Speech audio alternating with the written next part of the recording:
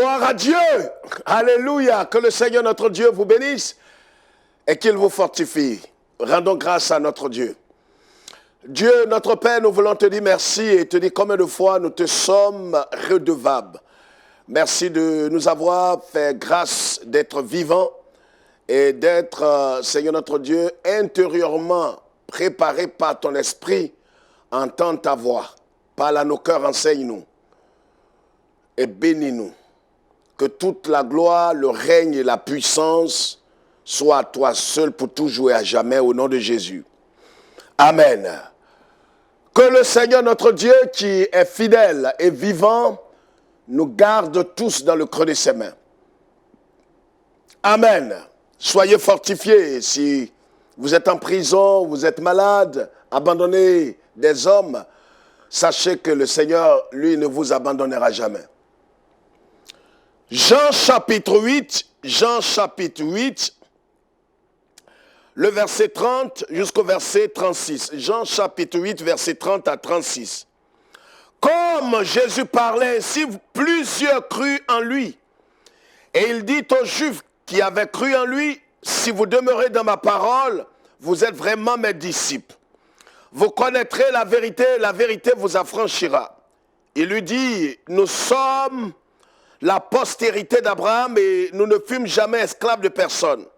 Comment dis-tu, vous deviendrez libres? En vérité, je vous le dis, leur répliqua Jésus, quiconque se livre au péché est esclave du péché. Or, l'esclave ne demeure pas toujours dans la maison. Le Fils y demeure toujours. Si donc le Fils vous affranchit, vous serez réellement libres. Amen. Gloire à Dieu, alléluia. Voici une parole importante, une parole venue de notre Seigneur, qui à coup sûr nous fera du bien si nous avons notre esprit ouvert à la parole de Dieu. Le Seigneur Jésus, qui est venu chercher, sauver ce qui est perdu. La Bible dit qu'il a rencontré des hommes, les Juifs,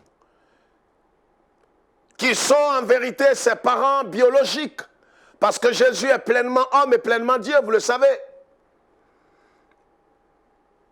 La parole de Dieu dit que la parole est venue parmi les siens. La parole est venue parmi ses propres frères et ils ne l'ont pas reçue. Et c'est la preuve tangible que nous voyons ici. La Bible dit comme le Seigneur parlait ainsi et qu'il annonçait des oracles, qu'il annonçait la parole de Dieu et la pensée du Seigneur. Les Juifs qui étaient là, ceux qui l'entouraient ont cru en lui. Mais comment ont-ils réellement cru? Est-ce que ces hommes avaient réellement placé leur confiance en Jésus-Christ comme le Messie, comme l'unique sauveur de l'humanité? Est-ce qu'ils l'avaient reconnu comme le sauveur de l'humanité? Ce n'est pas certain. La Bible dit au verset 30, comme Jésus parlait ainsi, plusieurs crurent en lui. Et il dit aux Juifs qui avaient cru en lui, si vous demeurez dans ma parole, alors vous serez réellement mes disciples, vous serez vraiment mes disciples. Alors ces Juifs lui ont dit, pourquoi est-ce que tu nous dis si nous demeurons? Nous sommes la postérité d'Abraham. Nous ne fûmes jamais esclaves de personne. Et Jésus leur dit ceci, celui qui s'attache au péché, il est esclave du péché. Celui qui se livre au péché devient esclave du péché. Alors, c'est quand vous rencontrez le Fils, vous le recevez que vous devenez parfaitement libre. Ce que le Seigneur annonce. Alors, ces hommes se sont braqués contre Jésus quand vous lisez la suite. Ils sont allés jusqu'à dire que nous n'avons jamais été esclaves, nous savons que tu es un démon. Des hommes qui prétendent avoir cru. Des hommes qui déclarent avoir reçu Jésus. Ils ont commencé maintenant à se liguer contre le Sauveur. N'est-ce pas l'état spirituel dans lequel nous sommes aujourd'hui? Des gens qui disent avoir cru au Seigneur Jésus-Christ. Des hommes et des femmes qui disent qu'ils ont reçu Christ dans leur vie. Ils ont témoigné à grand pompe Ils ont rendu de grands témoignages. Ils ont démontré par A plus B, par leur témoignage, qu'ils sont passés des ténèbres à la lumière. Mais leur vie a démontré le contraire. Leurs paroles ont démontré le contraire. Leurs actes ont démontré le contraire. C'est pourquoi le Seigneur Jésus-Christ dit, vous reconnaîtrez ces hommes qui m'appartiennent par leurs fruits. C'est pourquoi le thème que je voudrais partager humblement avec vous est intitulé « Ils ont cru sans avoir cru ». Ils ont cru sans avoir cru. Vous m'entendez? Ils ont cru sans avoir cru véritablement. Voici des hommes qui prétendent avoir cru au Seigneur. Voici des hommes qui disent qu'ils ont tout laissé. Ils sont prêts à mourir pour le Seigneur. Ils veulent s'identifier à Jésus. Mais quand le Seigneur a commencé à les éprouver, le Seigneur a commencé à instruire ces hommes qui prétendent avoir cru, il va se rendre compte qu'en vérité ces hommes étaient des imposteurs, c'étaient des menteurs, c'étaient des hypocrites. Bien-aimés frères et sœurs, l'heure est grave. Nous sommes infiltrés de partout. L'Église est infiltrée. Ils ont cru sans avoir cru. Ils ont cru sans avoir cru. C'est pourquoi, vous tous qui nous suivez, est-ce que véritablement Jésus est l'objet de votre foi?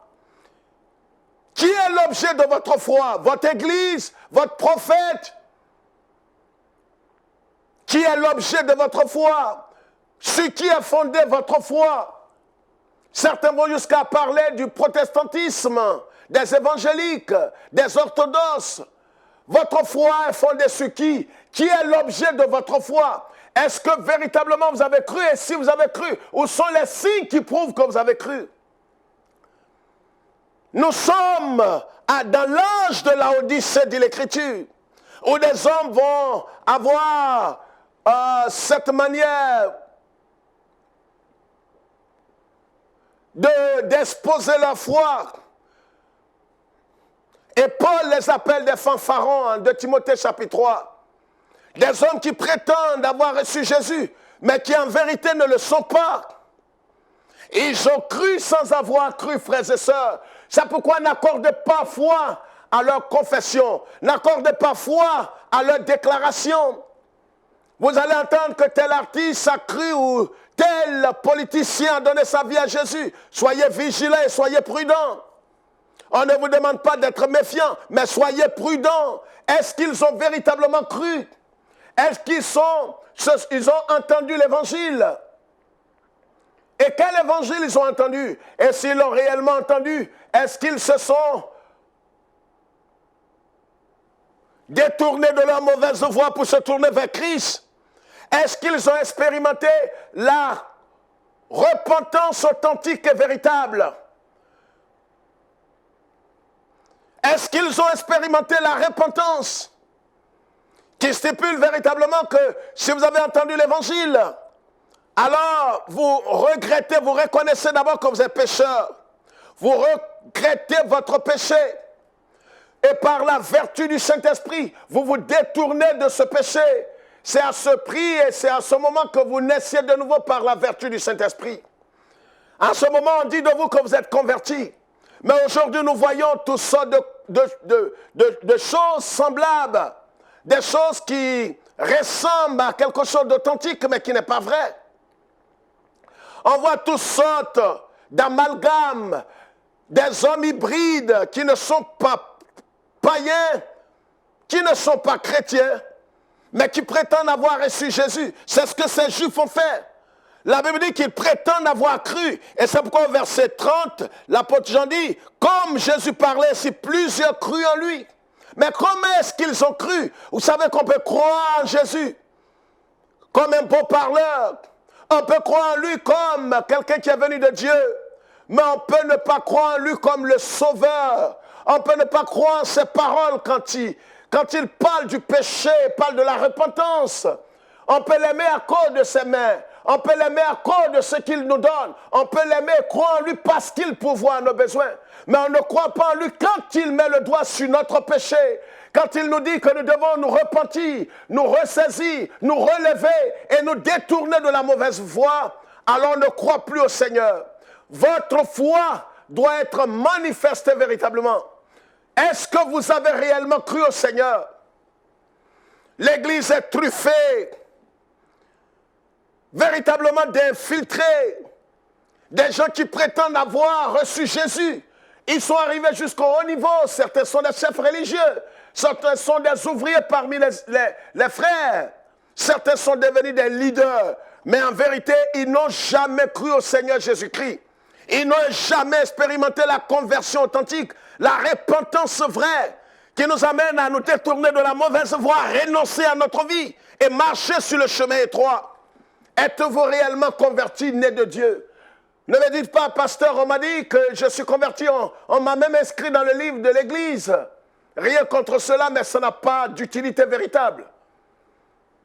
Est-ce que le Saint-Esprit a rendu témoignage à votre esprit que vous êtes né de Dieu? C'est de cela qu'il s'agit. La Bible dit que plusieurs ont cru en lui. Et Jésus s'est adressé à eux pour leur dire, maintenant que vous dites, vous avez cru. Si vous demeurez dans ma parole, voyez, ce qui caractérise véritablement ceux qui ont cru, ils demeurent dans la parole de Dieu. Est-ce que vous demeurez dans la parole ou vous demeurez dans les maquis, dans les boîtes de nuit, dans l'orgie, dans la fornication? Où est-ce que vous demeurez? Les gens prétendent avoir reçu Christ. Ils disent qu'ils ont cru. Ils ont imité des langues, ils sont tombés en transe, ils sont passés par les eaux du baptême, rien contre cela. Mais est-ce qu'ils demeurent dans la parole de Dieu? Est-ce que Jésus est l'objet véritable de leur foi? Qu'est-ce qu'ils poursuivent? Vous savez tous que ces dernières années, ces 30 ou 40 dernières années, beaucoup sont venus, pas à cause de Jésus, ils sont venus à cause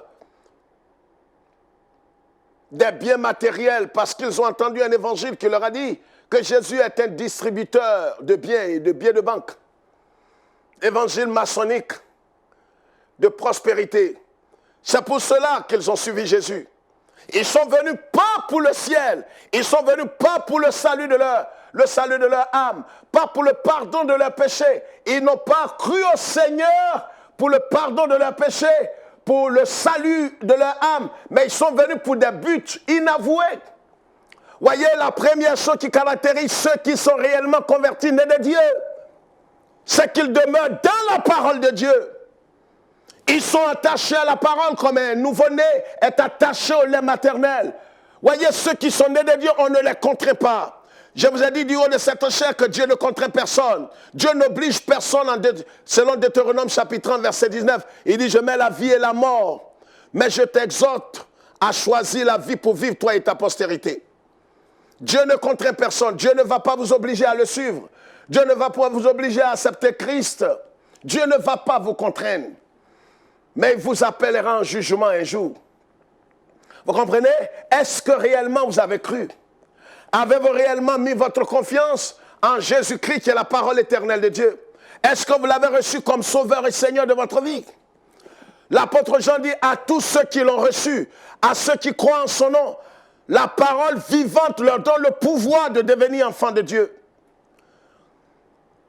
Et le même Jean, par le Saint-Esprit, dit, à travers ce texte, que si vous demeurez dans ma parole, vous êtes vraiment mes disciples. Alléluia. Si réellement, nous demeurons dans la parole de Dieu. Ce n'est pas les titres qui influencent Dieu, et rien n'influence Dieu, vous le savez. Dieu n'est pas ému par votre titre ou le titre que votre église vous a donné. Où est-ce que vous êtes? Où vous en êtes avec la parole vivante de Dieu? Si vous avez réellement reçu Christ et vous avez cru en lui, alors vous devez être caractérisé par quoi? Parce qu'il suit. Vous demeurez dans la parole. Demeurer dans la parole, c'est être attaché à la parole, c'est vivre de la parole et vivre par la parole. Vous comprenez? Vous demeurez dans la parole de Dieu. Vous aimez le Seigneur de tout votre cœur. Vous n'avez pas besoin que les gens viennent de l'église, vous motivez, vous contraignent à aller prier le Seigneur. Vous aimez le Seigneur, vous méditez sa parole, parce que votre vie, c'est la parole qui vous a engendré en Christ. Alors vous demeurez dans cette parole, vous vous nourrissez de cette parole, vous demeurez dans l'obéissance à la parole de Dieu. Vous n'êtes pas en train de chercher le salut, non. C'est parce que vous êtes sauvé que vous demeurez dans la parole. Vous ne pouvez pas demeurer si vous n'êtes pas né de nouveau. Et c'est pourquoi il y a des gens qu'on veut contraindre dans les assemblées, très souvent à demeurer dans le Seigneur, mais ils ne peuvent pas demeurer s'ils ne sont pas nés dans le Seigneur. C'est ceux qui sont nés qui demeurent dans la parole de Dieu. Mais ceux qui ne sont pas nés de nouveau et qui ont fait semblant de croire, parce qu'ils ont entendu un autre évangile qui leur a dit, venez, si vous croyez simplement, vous allez voir que vous serez enrichis, vous allez avoir pas mal d'argent, vous allez vous marier, vous allez avoir des enfants, vos affaires vont prospérer avec Jésus, c'est vrai. Mais ce qui est prioritaire chez Jésus, c'est la vie éternelle. C'est le salut de l'âme, c'est le pardon de nos péchés, c'est la délivrance du péché. Vous comprenez? Et il leur dit, vous connaîtrez la vérité et la vérité vous affranchira. Voici où Jésus va mettre le clou. Ils vont répondre, nous sommes la postérité d'Abraham, n'avons jamais été esclaves. Des gens qui prétendent avoir cru, ils sont en train de raisonner, ils sont en train de philosopher avec Jésus, ils sont en train de s'obstiner. Comment des gens qui prétendent avoir cru, n'est-ce pas à cela que nous assistons aujourd'hui? Des gens qui disent qu'ils ont cru et qui sont nés de nouveau, qui ont l'Esprit de Dieu. Or, la Bible dit que là où se trouve l'Esprit de Christ, là se trouve la liberté. Et beaucoup de ceux qui prétendent avoir cru en Jésus et qui ont rendu des témoignages de façon glorieuse, tapageuse même souvent, on voit qu'ils demeurent encore dans les liens du péché. Ils demeurent encore esclaves du péché. Comment des hommes qui prétendent avoir cru au Seigneur peuvent-ils demeurer dans l'esclavage, demeurer encore dans le péché? L'apôtre Jean dit en 1 Jean chapitre 1, le verset 9, si nous péchons, nous avons un avocat auprès du Père. Et le même Jean dit en 1 Jean chapitre 3, que ceux qui sont nés de Dieu ne demeurent pas dans le péché. Ils ne pratiquent pas le péché, vous comprenez? Ils ne pratiquent pas le péché. Frères et sœurs, plusieurs parmi nous ont cru sans avoir cru. Ils ont cru sans avoir cru. C'est pourquoi éprouvez-vous vous-même, comme dit Saint Paul aux Corinthiens. Éprouvez votre foi. Est-ce que réellement vous êtes de Dieu? Ne me dites pas, je suis protestant. Même le diable aussi. Il proteste. Alors au-delà du protestantisme, certains diront, mais nous sommes orthodoxes, nous sommes évangéliques, rien contre cela. Mais cela n'a jamais sauvé une personne. Examinez-vous vous-même. Examinons notre foi à la lumière de la parole de Dieu. Avons-nous réellement cru? Et si nous avons cru, qu'est-ce qui nous caractérise? Pourquoi est-ce que nous ne demeurons pas dans la parole de Dieu? Vous comprenez? Ceux qui prétendent avoir cru, quelques heures, quelques jours après, vous les voyez dans le tabac, dans le sexe, dans la drogue, dans l'immoralité, dans des choses qui font honte, et ils y demeurent. Et on dit non, mais ils avaient cru. Non. Et c'est de là qu'est née la doctrine des cordons ombilicaux et toutes ces choses. Vous comprenez ce que je veux dire? Les malédictions ancestrales, malédictions parentales. Alors il faut vérifier, est-ce que ceux-là sont réellement des chrétiens qui sont nés de nouveau, qui ont l'Esprit de Dieu? La Bible dit par le Saint-Esprit que ceux qui ont l'Esprit de Christ ont le Saint-Esprit est le gage. Le Saint-Esprit est comme le cachet de Dieu. Dieu ne mettra jamais son cachet sur une personne si cette personne ne lui appartient pas. Vous m'entendez? Dieu ne fera jamais de telles choses. C'est pourquoi quand les apôtres ont constaté que le Saint-Esprit a été donné à ces hommes, Actes des apôtres, ils sont passés automatiquement par les eaux du baptême parce que Paul, l'apôtre leur a dit, mais s'ils ont reçu le Saint-Esprit qui est le cachet de Dieu, pourquoi voulez-vous les empêcher de recevoir le baptême par immersion? Le Saint-Esprit, la réception du Saint-Esprit est très important. C'est le signe que cette personne a reçu Christ, a été saisi par le Seigneur. Dieu met son cachet qui est le Saint-Esprit sur cette personne. C'est pourquoi l'apôtre Paul, par l'Esprit de Dieu, dit en 2 Corinthiens 3, 17, là où se trouve le Saint-Esprit, là où se trouve l'Esprit de Christ, là se trouve la liberté. C'est pourquoi, vous voyez, vous ne pouvez pas dire que vous avez l'Esprit de Jésus et parler encore des liens ancestraux. C'est une insulte, c'est immoral. Vous ne pouvez pas dire que vous avez Christ quand vous demeurez encore esclave des démons, esclave du péché, esclave et sous la malédiction ancestrale. C'est ignoble et c'est immoral de dire je demeure encore sous la malédiction ancestrale mais je suis en Jésus. C'est une insulte. C'est inintelligent de dire ça. Où est la liberté que vous avez? Et c'est pourquoi le Seigneur dit ici à ces hommes, à ces Juifs, il dit, mais si le Fils vous a franchi, vous serez réellement libre. Ils ont dit à Jésus, nous n'avons jamais été esclaves de personne. Jésus dit, mais le péché rend esclave. Le péché lui-même rend esclave. Vous oubliez, vous avez une courte mémoire, vous oubliez que vous avez été esclave des Romains. Mais vous dites, vous n'avez jamais été esclave de personne. Mais je vous annonce que vous êtes esclave du péché. Voyez, et la Bible dit, en Romains 6, 22, que étant franchis de l'esclavage du péché, nous sommes devenus esclaves de Christ, esclaves de Dieu. Et le fruit de l'esclave de Dieu, c'est la sainteté. Sans contrainte, sans effort, le fruit naturel de celui qui est né de nouveau, de celui qui a véritablement cru au Seigneur en Romains 6, 22, c'est la sainteté, c'est la pureté, c'est la crainte de Dieu, c'est l'obéissance à la parole de Dieu. Vous m'entendez? Ça, c'est le fruit de celui qui a cru. Et si réellement vous avez cru, est-ce que ces choses vous caractérisent? Ce n'est pas non, le pasteur m'a dit que je suis sauvé. Laisse le pasteur de côté. Que lui-même voit sa propre vie. Laisse la prophétesse des nations de côté. Laisse l'archevêque de côté. Entre en toi-même. Est-ce que le Saint-Esprit qui t'a engendré, est-ce que réellement il est en toi? S'il t'a engendré, c'est qu'il est en toi. Et s'il est en toi, c'est que tu as la vie éternelle. C'est que tu as la vie éternelle. N'écoute pas ceux qui disent que le Saint-Esprit peut cohabiter avec les démons en toi. Le démon est assis là et le Saint-Esprit est assis et il sympathise en toi. Tu serais en Christ, le Saint-Esprit est en toi, mais cela ne t'empêche pas d'être maudit. C'est de l'idiotie. Vous m'avez entendu? C'est immoral de dire ça. Est-ce que réellement vous avez cru au Seigneur? Est-ce que réellement vous vous êtes confié véritablement à Christ? Est-ce que vous croyez fermement de votre cœur que Christ est mort à la croix pour vous? Est-ce que vous êtes identifié à Christ dans sa mort? C'est de cela qu'il s'agit. Ne croyez pas comme les hommes du monde, ne croyez pas juste comme les historiens qui croient que Jésus est vivant. Jésus a existé. Jésus est né de la Vierge. Jésus est un Messie. Mais est-ce que vous êtes allé au-delà de cette façon de croire? Est-ce que vous avez véritablement posé un acte? Est-ce que vous avez accepté de le reconnaître comme le Messie et vous comme pécheur?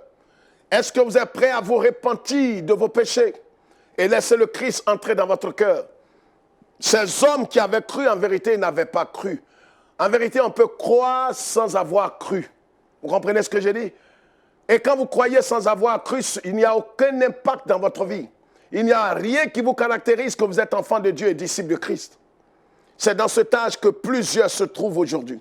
C'est dans cet état d'esprit que plusieurs se trouvent. Ils font semblant de connaître Christ, mais ils le renient par leur vie et par leurs œuvres. Tite 1,16. Faisons très attention, frères et sœurs. Si réellement nous avons cru au Seigneur, le fruit qui va nous caractériser selon l'Esprit, le Saint-Esprit en Romains chapitre 6, ce sera la sainteté, naturellement. Ce sera la crainte de Dieu. Ce ne sera pas les orgies, ce ne sera pas l'hypocrisie, la malice, la haine, l'immoralité, mais ce sera la sainteté qui va couler de nous. C'est pourquoi on ne reconnaît pas le chrétien par les dons. On reconnaît le chrétien, comme Jésus l'a dit, par le fruit qu'il porte. Et si réellement vous êtes né de Dieu, voyez votre vie à la lumière de la parole de Dieu. Et non pas à la lumière de vos statuts et règlements intérieurs. Mais regardez votre vie à la lumière de la parole de Dieu. Qu'est-ce que Jésus a dit pour ceux qui sont réellement nés de nouveau? Ils ont le témoignage du Saint-Esprit. Ils ne sont pas au nombre de ceux qui disent non, on ne peut pas savoir si on est réellement sauvé, on est totalement sauvé. Si, on peut savoir qu'on est totalement sauvé. Si nous avons le Saint-Esprit, nous avons le témoignage. Car le Saint-Esprit dit à tous ceux qui l'ont reçu, à ceux qui croient en son nom, elle leur donne le pouvoir de devenir enfants de Dieu. La parole vivante leur donne le pouvoir. Amen. Gloire à Dieu. est-ce que vous avez réellement cru? Et si vous avez cru, quels sont les signes et le fruit que vous portez qui prouvent que vous avez cru? Vous direz, non, mais je suis tombé en train plusieurs fois, arrêtez de plaisanter. Oh non, mais j'ai été baptisé, je suis passé par les eaux du baptême, c'est une bonne chose, mais ça ne suffit pas. Le Saint-Esprit a-t-il rendu témoignage à votre esprit que vous êtes né de Dieu? Ne jouez pas avec cette question. Votre vie et votre lendemain dans l'au-delà en dépend. Ne laissez personne vous distraire au sujet de votre éternité. Soyez très, très, très sages et prudents. Ils ont cru sans avoir cru. Et quand vous lisez toute l'histoire, Jésus va leur dire que vous avez pour père le diable. Comment des gens qui prétendent avoir cru peuvent avoir pour père le diable? Ils ont fait semblant d'avoir cru, mais en vérité, ils n'ont pas mis leur confiance en Jésus et ils ne croient pas en Jésus. Ils sont venus juste pour suivre Jésus, peut-être à cause du pain et le poisson. C'est ce que plusieurs font aujourd'hui dans nos milieux évangéliques. Ils sont venus à Christ, pas véritablement parce qu'ils croient que Jésus est le sauveur, mais parce qu'ils se disent que Jésus peut pourvoir leurs besoins parce que les temps sont difficiles. Jésus peut leur accorder un bon mari, une bonne femme, une promotion. Jésus peut leur accorder le visa. Mais pour ce qui est du salut de leur âme, ce n'est pas ce qui les préoccupe. Car ils ne croient pas en Jésus comme Messie, comme le sauveur de leur âme, mais comme pourvoyeur à leurs besoins. Ressaisissez-vous avant qu'il ne soit trop tard. Si vous n'avez pas encore cru véritablement en lui pour votre salut, croyez en lui. Car la Bible dit, il n'y a de salut en aucun autre nom par lequel nous pouvons être sauvés si ce n'est dans le nom de Jésus. Actes 4, 12. Que Dieu vous bénisse et que le Seigneur illumine les yeux de votre cœur pour que, si vous n'avez pas encore cru véritablement, que vous croyez que Jésus est le Fils du Dieu vivant et qu'en dehors de lui, il n'y a point de salut. Reconnaissez que vous êtes pécheurs. Regrettez ce que vous avez fait. Abandonnez cette mauvaise voie et vous allez voir ce qui va se produire dans votre cœur. Dieu fera le reste et vous fera naître de nouveau et vous serez une nouvelle création. Croyez véritablement pour être en sécurité véritablement. Que Dieu bénisse Israël et Jérusalem. Nous vous aimons, mais le Seigneur vous aime plus que tout. Prenez soin de vous et croyez de tout votre cœur pour votre salut.